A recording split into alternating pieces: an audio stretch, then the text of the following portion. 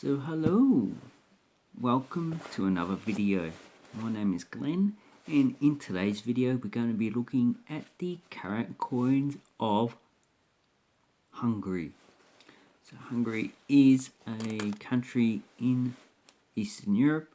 It occupies pretty much most of the Hungarian plain. If you want to look at Wikipedia, it does have good information on the actual country, and it does have some information on the actual coins. So this is the latest series. Not all of these coins were issued at the same time, and not all these coins are actually in circulation now. So we do have the 1 and 2 forint, which were withdrawn from circulation in 2008. And these are actually quite small coins, and they were demonetized on the 1st of the 3rd, 2008. So these coins you won't actually find in circulation anymore. And you will see that there is a different metal composition. So the yellowish coins are nickel brass, so nickel, copper and zinc. They probably have like 10 to 15% zinc, because they're actually a yellowish colour. The silver coins are actually copper and nickel, and these two are actually just a bimetal coin of with nickel brass and copper nickel. But the 100 forint from 2012 to 19 was a brass plated steel in the centre and nickel plated steel in the ring. But they've actually changed that to be nickel brass and a copper nickel ring. So that's actually the actual change that they've actually made to the coin.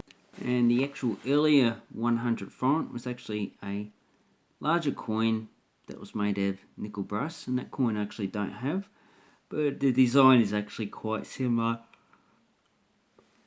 to this one on the actual front, but in this style. So just had this 100 in the middle without any of these plants are actually on it. So when were these first introduced? So the 1 to 50 was first introduced in 1992. The nickel brass 100 forint was also introduced in 92, and this bimetal coin was introduced in 1996. And with a 100 forint issued in 2009. So this has been in circulation for 11 years. And they all replaced banknotes. So when the forint was first issued in 1946, they actually had the lowest value as 10 forint, and the highest value was 100 forint. And the 1, 2 and 5 forint has always been in a coin version. They actually never issued a banknote version of those denominations. And as you can see, just has a quite simple, just has numbers, the denomination, and BP for Budapest, which used to be 2 different towns, but now is actually 1 city.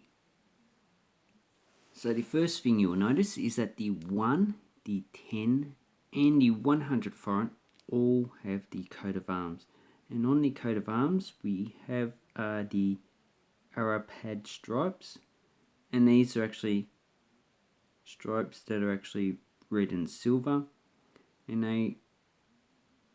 the silver stripes, so it's only 4, 1, 2, 3, 4, and they represent the rivers Duna or Danube, Tisa, Drava, and Svaza. And then we have on this side we have a cross, double-sided cross.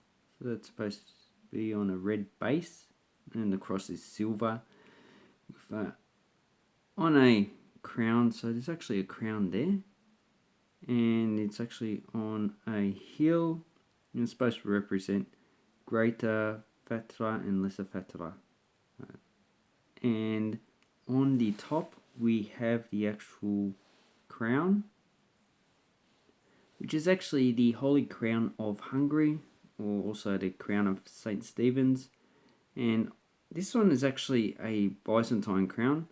It has been the coronation crown of pretty much most of the Hungarian kings, and it is most likely made in 1070, so it's one of the oldest crowns that's still in existence in the world, and it was presented by the Byzantine Emperor Michael VII Ducas to King Giza I of Hungary, and I would most likely say was probably a gift for his coronation, or just a general gift to say, I recognize you as a powerful person. Anyway, I'm just making things up now. So on the two front, we have a plant. This is a Hungarian crocus, and it is actually open, so this is the actual flower, and these are the leaves down here. Then we have the five front, in which we have a great white egret, Dia alba, that's the scientific name. All plants and animals have scientific names, so you can check the actual species in any language. Then we have the 20 front, which has the Hungarian iris or Iris variegata. Then we have the 50 front. It's a bit hard to see that one, so we just move it up here.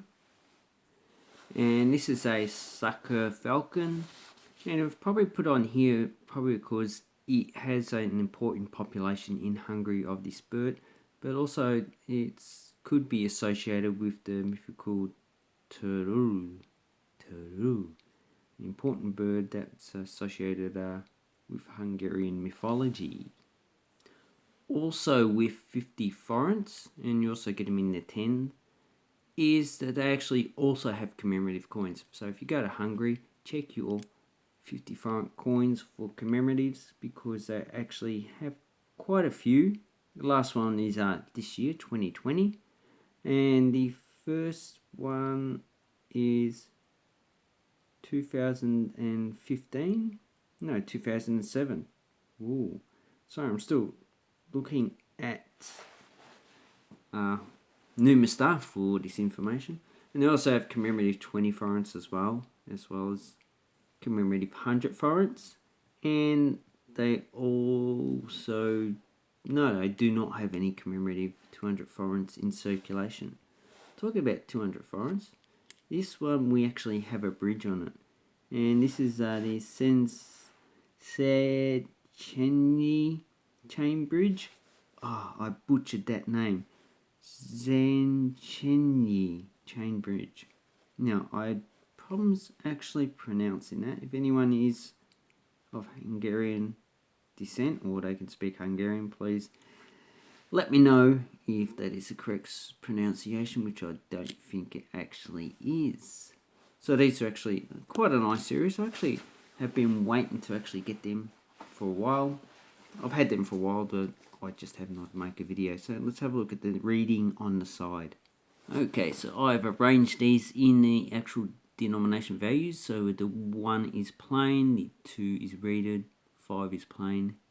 The 10 is interrupted milling, so it has some plain there and some milling. And this actually sticks out, so it doesn't actually go in. Then we have the 20 with reading, 50 with no reading, the 100 with reading, and the 200 with interrupted milling. So if we look at the interrupted milling, you can see that it actually, on the 200, it's actually goes in a bit. And if we look at the actual 10, you can see it actually sticks out of the actual coin. So that means the reading on the 10 would actually get worn down quite quick. It's a copper nickel coin, so it's actually not as strong. If it was a steel coin, it would probably last a bit longer. Okay, so the actual values of these coins in exchange rate is about 230 forint to $1 Australian. This one's worth about 90 cents. about 45 cents, and so on and so on. So 9 cents and 0.9 of a cent. So I don't know, it's 0.45, so nearly half a cent, 0.9 of a cent. So what would you be expecting actually paid to buy one of these sets? Well, these coins down here are quite cheap. You probably can pick a good one up for like $1 or $2. These ones here get more expensive. You're probably talking about $4 or $5 for an uncirculated version, and the same with the 50. So basically all up, probably at least $15 to $20 if you want to get a good set. You can actually find a few 100 or 200 foreign coins for probably $1 or $2. Probably not many people actually sell them for that much because of the actual value. It's just not worth them actually selling the coins for that price. So $15 to $20. If you smack it down, you probably can get it for 10 for a good, decent version. But they're actually quite a nice series to actually get. And I hope this actually taught you some information about Hungary. Anyway, I'd like to say thank you very much for watching my video and have an awesome coin and banknote collecting time. Thank you and goodbye.